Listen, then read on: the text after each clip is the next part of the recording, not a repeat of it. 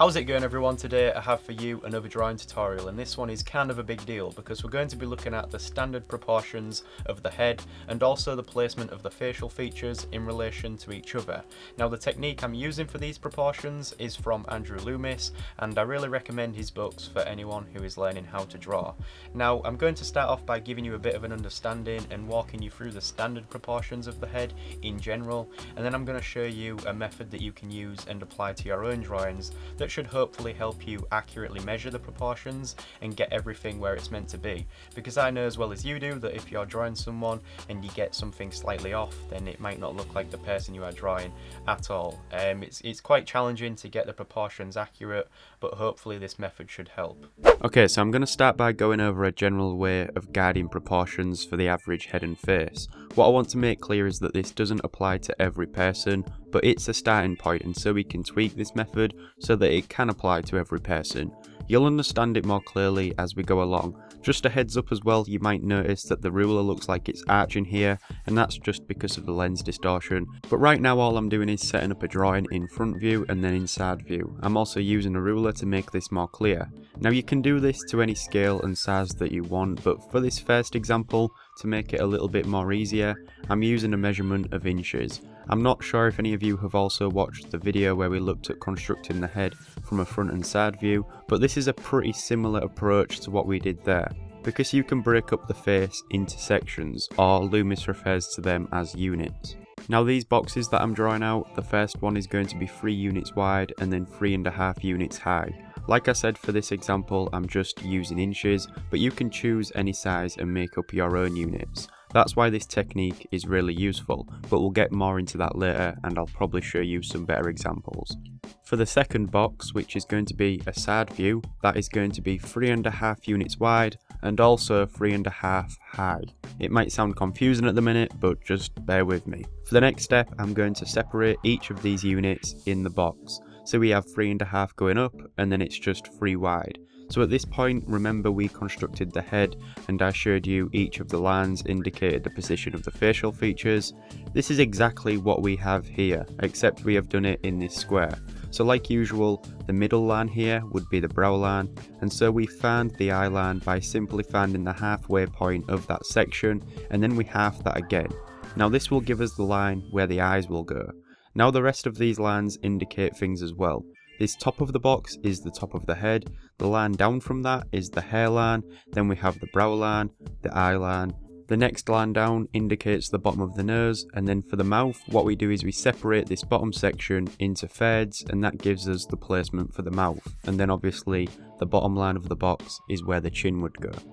So now that we have that done, we have pretty much marked out where all of the facial features need to go. The next thing is to create some further guidelines. So this is 3 sections wide right now. If we half the 2 end sections and draw in these lines, we end up with something similar to a grid, almost like the grids that we use when drawing portraits and other faces, for example. In fact, this is quite similar to a grid because it assists us in placing facial features and stuff, but it's a lot more effective because you can do this at any size and the way you apply it is a lot different.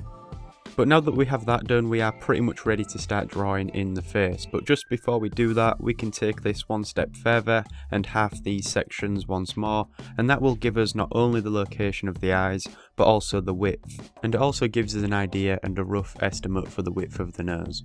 So as you can see here, straight away I'm able to then draw in some eyes, and you have these guidelines to help you work out the sizes.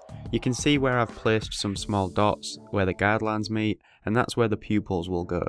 Once we have the eyes drawn, we can locate the eyebrows because of that brow line we have. You don't have to go about it in this order either. We have these lines drawn out to guide us now, and so we could essentially start at any point. Whilst I'm doing this, try to study where and how I'm actually drawing the features. For instance, the points at which I'm arching the eyebrows down. It's small additions like this that make it more realistic. Now since we already halved that section earlier, remember when I said that it can give you a rough width of the nose? This is what I mean. So normally the width of the nose lines up with the inner section where the eye begins. We can simply draw in these nostrils and the nose to fit in between these guidelines. We also have this line for the mouth, where we can draw the lips above it and below it, and now that we have a lot of the features, we can use the lines to draw in the shape of the head.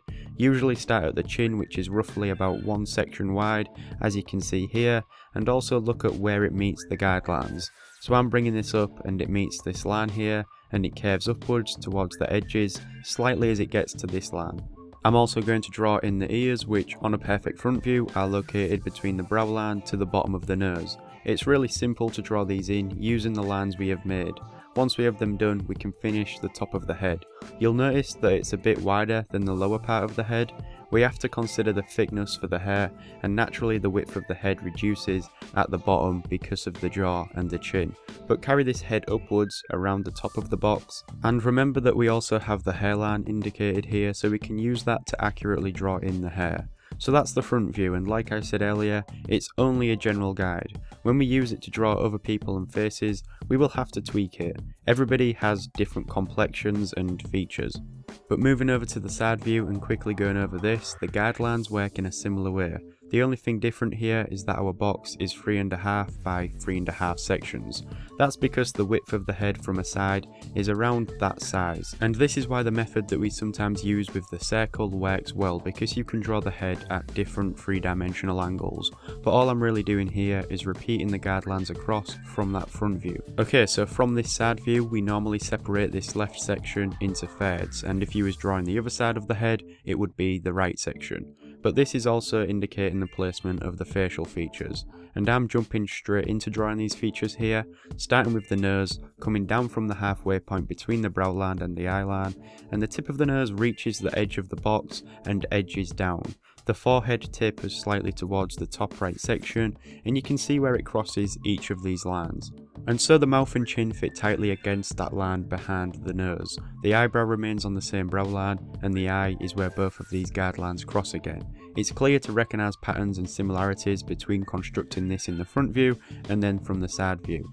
The hairline is still the same, and just like before, we continue this around. The ear is placed further back and it fits nicely into this section between the nose and the brow line. And then we are free to add the hair and continue the jaw, which usually meets up around the bottom of the ear. And finally we have the general proportions for the head and face. Now go ahead and screenshot this if you have to, or just sit there and stare at it for 24 hours until it's locked into your mind, because if you start to learn these patterns and placements, then it becomes a lot easier and you can draw this without so much construction.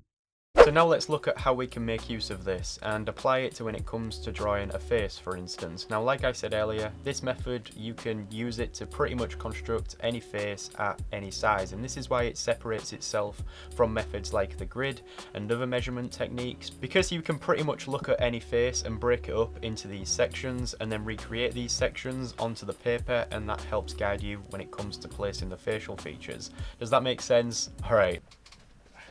So I went ahead and googled front view of a face, and this image of Leonardo DiCaprio came up, so I thought this would be a good enough example to use. Now if I was going to create a drawing of this, using what we have just looked at, I would start by trying to break up the face into the similar sections. You've probably noticed what is meant to be the half a section at the top isn't actually half a section, it's pretty much the same size as one of the full sections, so that makes us have 4 in total.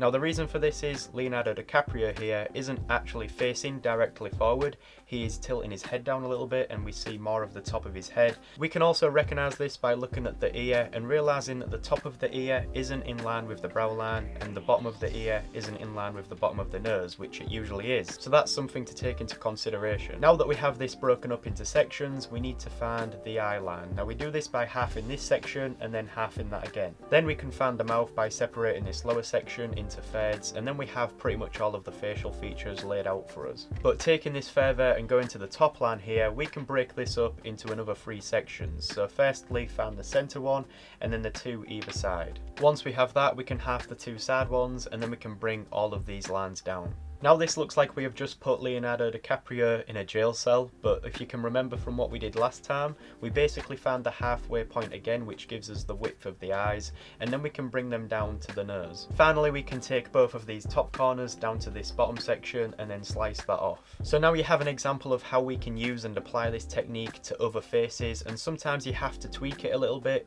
The proportions at the beginning was just in general. Everyone's face is different obviously, and so we have to try and use this technique but change it a little bit to actually fit what we are drawing. For instance, the nose is slightly wider than the lines that we have created, but we still have everything else pretty much working along with this guide, and we can take that into consideration when it comes to drawing, but now we have a starting point and we can take that over to the paper. Okay, so now we are back to the sketchbook, and I'm going to use what we have just learned to accurately draw our image. I'm also using some blue lead to create these guidelines so that they stand out over the pencil. So first of all, we need to decide how big we want to draw the face, and this depends on how big we make the center line. So I'm going to do this quite big so we can see it clearly. At least I'm hoping you can see it okay. It might be a bit harder with it being in blue lead, but hopefully it should be okay.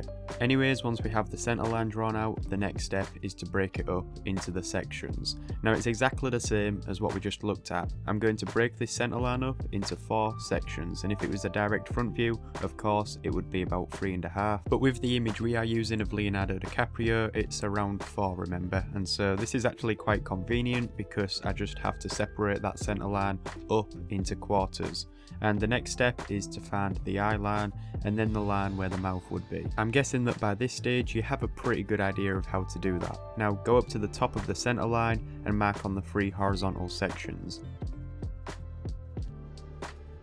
We half these sections again and bring these lines down. And I just went ahead and boxed all of this off. So after that we create the other halfway marks in this section for the width of the eyes, and finally we bring the top corners down to the lower section here, and that is all we really need. So that was pretty quick, but all we have really done is use the method of breaking up the face to mark on the general placement of the features, exactly like we did a minute ago with the reference image. I want to mention that you can also use this technique for creating drawings of faces without a reference, but whichever way you apply this, I'm pretty sure it will be useful. Now we can finally pick up the pencil and start to outline this face. If you have these lines created, you can easily look at the face you are drawing and just let these guidelines show you where to place the features. I'll put the reference image I was using on the screen to give you a better idea, and this can be applied to any face, but treat each one differently because sometimes the technique has to be adjusted to fit it suitably. Also remember some of the tips I mentioned earlier about being able to see how the head is tilting by looking at the placement of the ear. It's small stuff like this that can be really helpful when drawing. This video was dedicated to creating the proportions and the outline to start a drawing, and like I said earlier, you can use this for when you draw faces at any size. It's something a lot of people struggle with, so hopefully this can help. Also, again, I'd like to recommend the drawing books by Andrew Loomis, and in the next part of this video I'm going to be taking this drawing further and showing you how to render and texture it realistically. So essentially this has been the start of a realistic drawing guide, but I hope you look forward to that, and I'm going to be using this method to sketch more faces as well. I'll go ahead and let this video play out until the end, and if you did find it useful, I'd really appreciate it if you could leave a like because it really helps me out, and as always, thank you for watching. I'll see you in the next one.